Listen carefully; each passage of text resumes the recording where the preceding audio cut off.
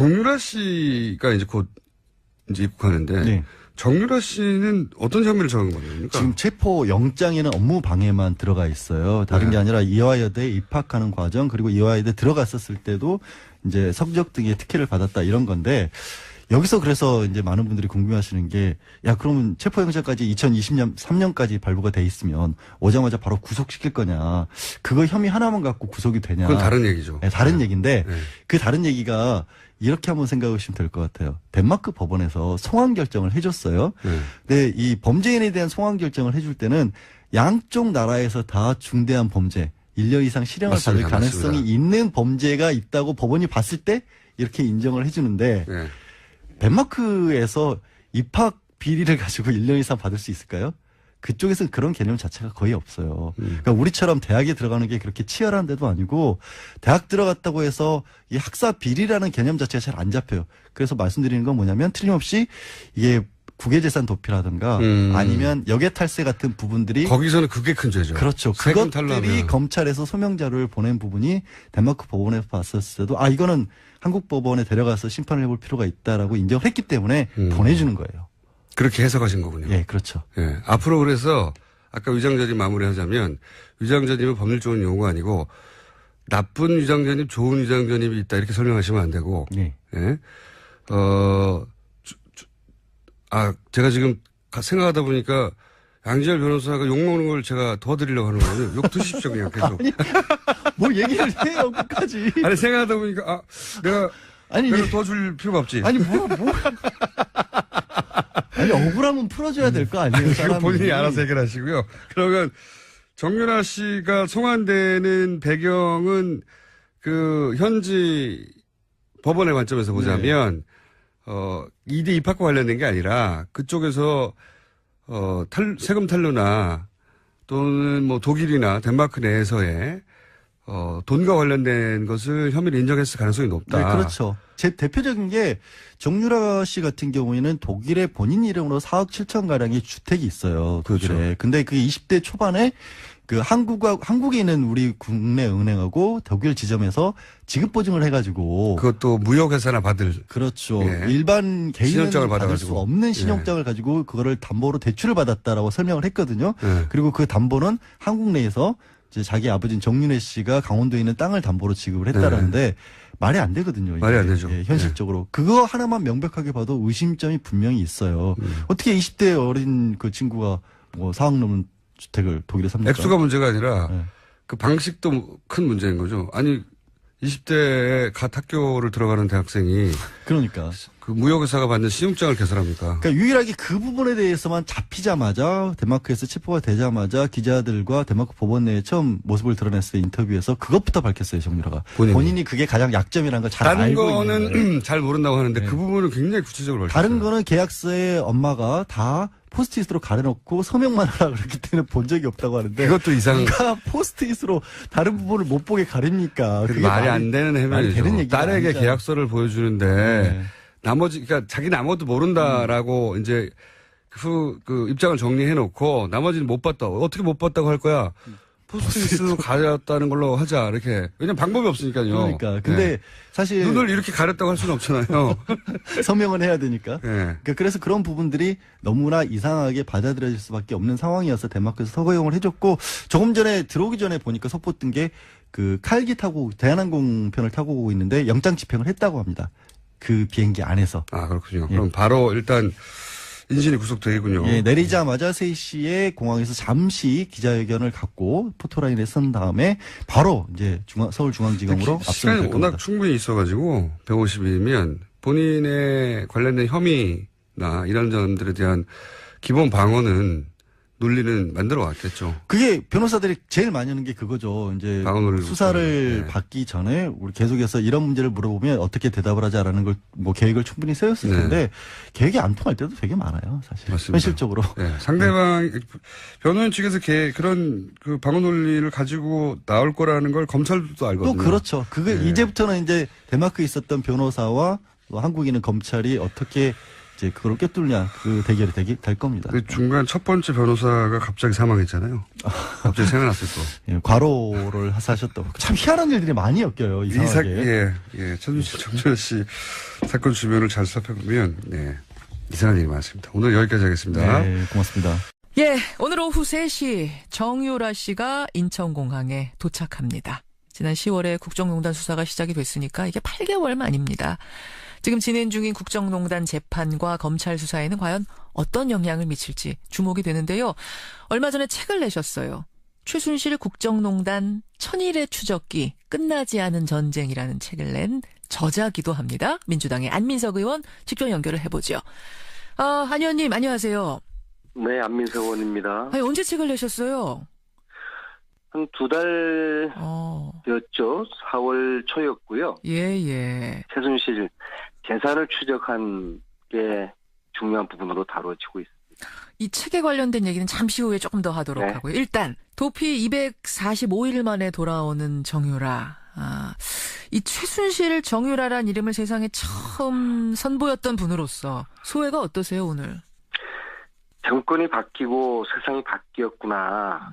만약에 정권이 바뀌지 않았으면은 정유라라는 인물은 박근혜 최순실 쪽의 영린이었는데 이 영린은 끝까지 국내에 들어오지 않고 덴마크에 있었을 거라고 내지는 외국 어딘가에 있었을 거라고 그렇게 생각을 하고요. 정유라가 돌아왔다는 것은 정권이 바뀌고 세상이 바뀌었다는 것을 그대로 나타난다고. 근데 정유라의 입장은 사실 지금까지 난 아무것도 모른다. 엄마가 다 했다. 이거 아니겠습니까? 이게 돌아온다고 한들 얼마나 큰 역할을 할까요? 지금까지 정유라 입장은 최순실에 의한 지시된 강제된 시나리오에 의한 입장이었다고 생각을 합니다. 그리고 그것은 최순실 박근혜라는 범죄자들이 시종일관 범죄 혐의를 부인하고 모르쇠로 일관하고 있는 입장, 이거 역시도 철저히 기획된 의도된 입장이듯이 정유라 역시도 모든 걸 엄마한테 다 떠넘기고 자신은 모른다고 하는 거 역시도 의도되고 기획된 입장이라고 보거든요. 그런데 정유라가 입국하고 또 검찰이 제대로 수사를 하면은 정유라 씨의 태도가 바뀔 수 있는 여지가 저는 상당히 많다고 보고요. 또 그로 인해서 최순실이나 박근혜 범죄 혐의들도 본인들이 진술 태도나 신경도 바꿀 수 있다고 그렇게 저는 보고 있습니다. 노승일 부장이 얼마 전에 저희 프로그램에 출연을 해서 그런 말 했어요. 정유라는 럭비공 같은 사람이다. 일단 들어와서 조사를 잘하기 시작하면 어디로 튈지 모른다. 어떤 발언이 나올지 모른다라는 이야기를 했습니다. 동의하십니까? 예, 동의하고요. 안민석 의원이 봐온 정유라, 파악해온 정유라도 역시 럭비공? 혹은 뭐 다른 비유가 가능합니까? 그 주변의 인물들을 통해서 본 정유라는 대단히 자기 중심적이고 또 자기 어떤 감정 조절 제어 능력이 떨어지는 그런 성격이거든요. 그래요. 그래서 그것을 노승일 부장이 이제 럭비공으로 표현을 한 것 같고 따라서 검찰이 이 수사를 제대로 하겠다 그런 의지만 가지면은 여러 가지 방식으로 정유라의 진실의 입을 열 수 있을 거라고 보고 있습니다. 그 최순실 씨가 딸이 입국한다는 소식을 듣고선 굉장히 흥분했다 그래요, 법정에서. 그래서 검찰한테 딸한테도 나한테 협박하는 식으로 하지 말아라라든지 뭐 소리를 지르면서 흥분을 했다 그러던데 이렇게까지 흥분을 하는 이유도 딸이 온다는 게 상당히 와서 무슨 얘기를 할지 한마디로 걱정이 돼서 그런 걸까요? 좀 그런 두려움이 있는 걸까요? 그 주변의 인물들을 만나면서 제가 판단하는 최순실은 굉장히 치밀하고 아주 무서운 그런 사람이거든요. 그런데 최순실 씨가 법정이나 또 감옥에서 국민들에게 보여준 태도를 보면은 한마디로 이야기하면 굉장히 그냥 허접한 60대 뭐 그런 여성 할머니, 예. 그런 수준이잖아요. 예, 그렇게 보여요. 좀 허술해 보여요. 사실 법정에서 보면 저 사람이 진짜 그런 어마어마한 국정농단을 지휘한 사람인가 싶을 정도로 평범해 보여요. 저는 최순실 씨의 그러한 은행을 국민들이 좀 눈여겨볼 필요가 있다고 봅니다. 무슨 말씀이세요? 그러니까 자기 자신을 과소평가를 해주기를 바라는 의도된 그런 발언들이라는 그런 저는 의심을 해요. 그래요. 네, 저희들이 감옥에서 청문회도 하지 않았습니까? 예, 그러셨었죠. 그때. 예. 그때도 이제 정유라 이야기 나올 때마다 흐느끼고, 그리고 이번에 역시도 정유라 이야기하면서 흥분하고, 예. 그런 것들이 치밀하게 계산된 코스프레라고 할까요? 아, 최순실 역시도 딸 앞에서는 어쩔 수 없구나. 엄마구나. 저는 그게 의도됐다고 저는 보는 거예요. 그 눈물이 악의 눈물이라고 저는 생각을 했고요. 동정심 자극한다 이 말씀이시군요, 한마디로. 네. 성공했지 않습니까? 예. 그리고 지금도 정유라 이야기를 하면서 흥분하고 이제 그런 것들이 예. 국민들에게 최순실이라는 인물에 대한 긴장감을 놓치게 하는. 그래서 이게 결국에는 사건의 본질인 재산 문제에 대해서 국민들이 지금 관심을 놓치게 하는 그런 논의는 지금 어느 순간에 갑자기 지금 들어갔단 말이에요. 알겠습니다. 사실 최순실 입장에서는 상당히 속으로 아마 비웃지 않을까 그런 생각 봅니다. 예. 이번에 정유라 씨가 도착을 해서 수사를 검찰이 잘하게 되면 국정농단 수사 제2탄이 시작되는 어떤 도화선이 될 수 있을 거라고 보세요? 저는 이 국정농단의 진실이 반의 반 정도밖에 못 왔다고 보거든요. 역시 한 25%. 예. 특히 외교농단, 또 안보농단, 재산 이 부분은 문제. 손도 못 대지 않았습니까? 그렇죠. 그것은 정유라의 구속을 계기로 국정농단 진실규명은 시즌2로 들어간다고 보고 그 시즌2의 핵심은 최순실 일가의 숨은 재산 찾기. 본격적인 전쟁은 최순실 재산 몰수입니다. 그런 면에서 오늘 정유라가 국정농단의 핵심 키맨 중에 한 명이기도 하지만 특히 최순실의 은닉 재산에 대해서 내용을 다 알고 있는 인물이거든요.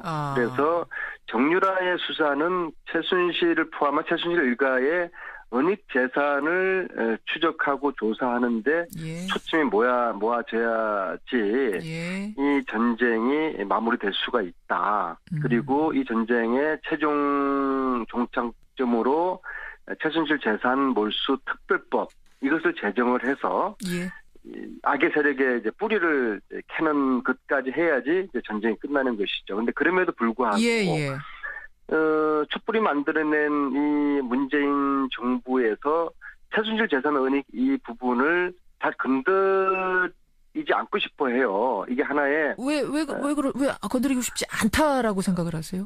왜냐하면은 이게 협치가 깨진다고 보거든요. 자유한국당은 당연히 반대할 것이고 특별법까지 만들자. 재산몰수 특별법 이런 거 만들자 하면 자유한국당 일단 반대할 거다. 그러지 않겠습니까? 그게 부담스러울 거다, 정부는. 네, 이것은 특별법 속에는 40년 전에 박정희 그 통치 자금, 비자금까지 조사하도록 돼 있거든요. 그리고 그렇게 되면은 박정희 시야가 무너질 가능성이 클 텐데 자유한국당은 당연히 반대할 수밖에 없고 따라서 협치가 매우 위태롭게 되는 것이죠. 그러한 부담 때문에 청와대나 더불어민주당에서도 이 이야기 굉장히 조심스러워해요. 또는 뭐 독일이나 덴마크 내에서의 돈과 관련된 것을 혐의를 인정했을 가능성이 높다. 네, 그렇죠. 제 대표적인 게 정유라 씨 같은 경우에는 독일의 본인 이름으로 4억 7천 가량의 주택이 있어요. 독일에. 그렇죠. 근데 그게 20대 초반에 그 한국에 있는 우리 국내 은행하고 독일 지점에서 지급 보증을 해가지고 그것도 무역회사나 받을 그렇죠. 일반 개인은 신용장을 받을 수 없는 신용장을 가지고 그거를 담보로 대출을 받았다라고 설명을 했거든요.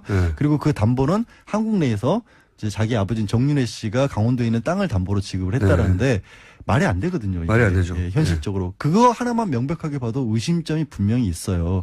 어떻게 20대 어린 그 친구가 뭐 4억 넘는 주택을 독일에 삽니까? 액수가 문제가 아니라 그 방식도 큰 문제인 거죠. 아니 20대에 갓 학교를 들어가는 대학생이 그러니까. 그 무역회사가 받는 신용장을 개설합니까? 그러니까 유일하게 그 부분에 대해서만 잡히자마자 덴마크에서 체포가 되자마자 기자들과 덴마크 법원 내에 처음 모습을 드러냈을 때 인터뷰에서 그것부터 밝혔어요, 정유라가. 본인이 그게 가장 약점이라는 걸 잘 알고 있는 다른 거는 잘 모른다고 하는데 네. 그 부분은 굉장히 구체적으로 밝혔어요. 다른 거는 계약서에 엄마가 다 포스트잇으로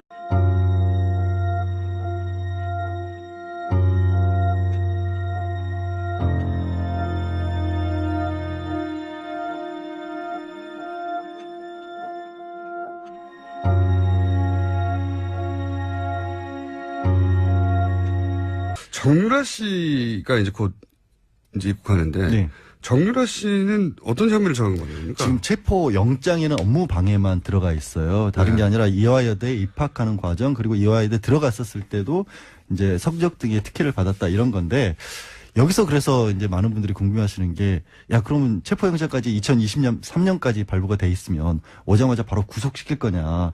그거 혐의 하나만 갖고 구속이 되냐? 그건 다른 얘기죠. 네, 다른 얘기인데 네. 그 다른 얘기가 이렇게 한번 생각해 보시면 될 것 같아요. 덴마크 법원에서 송환 결정을 해줬어요. 근데 이 범죄인에 대한 송환 결정을 해줄 때는 양쪽 나라에서 다 중대한 범죄, 1년 이상 실형을 맞습니다. 받을 가능성이 맞습니다. 있는 범죄가 있다고 법원이 봤을 때 이렇게 인정을 해주는데 네. 덴마크에서 입학 비리를 가지고 1년 이상 받을 수 있을까요? 그쪽에서는 그런 개념 자체가 거의 없어요. 그러니까 우리처럼 대학에 들어가는 게 그렇게 치열한 데도 아니고 대학 들어갔다고 해서 이 학사 비리라는 개념 자체가 잘 안 잡혀요. 그래서 말씀드리는 건 뭐냐면 틀림없이 이게 국외재산 도피라든가 아니면 역외탈세 같은 부분들이 거기서는 그게 큰 죄죠. 그렇죠. 세금 그것들이 탈루하면. 검찰에서 소명 자료를 보낸 부분이 덴마크 법원에서 봤었을 때도 이거는 한국 법원에 데려가서 심판을 해볼 필요가 있다라고 인정을 했기 때문에 보내주는 거예요. 그렇게 해석하신 거군요. 예, 그렇죠. 예. 앞으로 그래서 아까 위장전입 마무리하자면 위장전입은 법률적인 용어가 아니고 나쁜 위장전입, 좋은 위장전입이 있다 이렇게 설명하시면 안 되고 예. 예. 제가 지금 생각하다 보니까 양지열 변호사가 욕먹는 걸 제가 도와드리려고 하는 거예요. 욕 드십시오, 그냥 계속. 뭘 얘기를 해요, 끝까지. 아니, 생각하다 보니까, 내가 도와줄 필요가 없지. 아니, 아니, 억울하면 풀어줘야 될 거 아니에요, 그거 사람이. 본인이 알아서 해결하시고요. 그러면 정유라 씨가 송환되는 배경은 그 현지 법원의 관점에서 보자면, 2대 입학과 관련된 게 아니라 그쪽에서 세금 탈루나 되게 많아요, 사실. 맞습니다. 현실적으로. 네, 상대방 변호인 측에서 그런 그 방어 논리를 가지고 나올 거라는 걸 검찰도 알거든요. 또 그렇죠. 그게 네. 이제부터는 이제 덴마크에 있었던 변호사와 또 한국에 있는 검찰이 어떻게 이제 그걸 꿰뚫냐 그 대결이 될 겁니다. 그 중간 첫 번째 변호사가 갑자기 사망했잖아요. 갑자기 생각났을 거. 예, 과로를 하셨다고. 참 희한한 일들이 많이 엮여요. 이상하게. 정유라 씨 사건 주변을 잘 살펴보면 이상한 일이 많습니다. 오늘 여기까지 하겠습니다. 네, 고맙습니다. 예, 오늘 오후 3시 정유라 씨가 인천공항에 도착합니다. 지난 10월에 국정농단 수사가 시작이 됐으니까 이게 8개월 만입니다. 지금 진행 중인 국정농단 재판과 검찰 수사에는 과연 어떤 영향을 미칠지 주목이 되는데요. 얼마 전에 책을 내셨어요. 최순실 국정농단 천일의 추적기 끝나지 않은 전쟁이라는 책을 낸 저자기도 합니다. 민주당의 안민석 의원 직접 연결을 해보죠. 안 의원님 안녕하세요. 네, 안민석 의원입니다. 아니, 언제 책을 내셨어요? 한 2달 됐죠. 4월 초였고요. 예. 최순실 재산을 추적한 가려놓고 서명만 하라 그랬기 때문에 본 적이 없다고 하는데 그것도 이상. 누가 포스트잇으로 다른 부분을 못 보게 가립니까? 그게 말이 안 되는 해명이죠. 되는 얘기가 딸에게 아니잖아요. 계약서를 보여주는데 네. 그러니까 자기는 아무것도 모른다라고 이제 그 입장을 정리해놓고 나머지는 못 봤다. 어떻게 못 봤다고 할 거야? 포스트잇으로 가렸다는 걸로 하자 이렇게. 왜냐면 방법이 없으니까요. 그러니까 근데 사실 눈을 이렇게 가렸다고 할 수는 없잖아요. 서명은 해야 되니까. 네. 그러니까 그래서 그런 부분들이 너무나 이상하게 받아들여질 수밖에 없는 상황이어서 덴마크에서 서거용을 해줬고 조금 전에 들어오기 전에 보니까 속보 뜬 게 그 칼기 타고 대한항공 편을 타고 오고 있는데 영장 집행을 했다고 합니다. 그 비행기 안에서. 아 그렇군요. 예. 그럼 바로 일단 인신이 구속되겠군요. 예, 내리자마자 3시에 공항에서 잠시 기자회견을 갖고 포토라인에 선 다음에 바로 이제 서울중앙지검으로 압수가 시간이 될 겁니다. 워낙 충분히 있어가지고 150일이면 본인의 관련된 혐의 이런 점들에 대한 기본 방어는 논리는 만들어 왔겠죠. 그게 변호사들이 제일 많이 하는 게 그거죠. 이제 수사를 받기 전에 우리 계속해서 이런 문제를 물어보면 어떻게 대답을 하자라는 걸 뭐 계획을 충분히 세웠을 텐데 계획이 안 통할 때도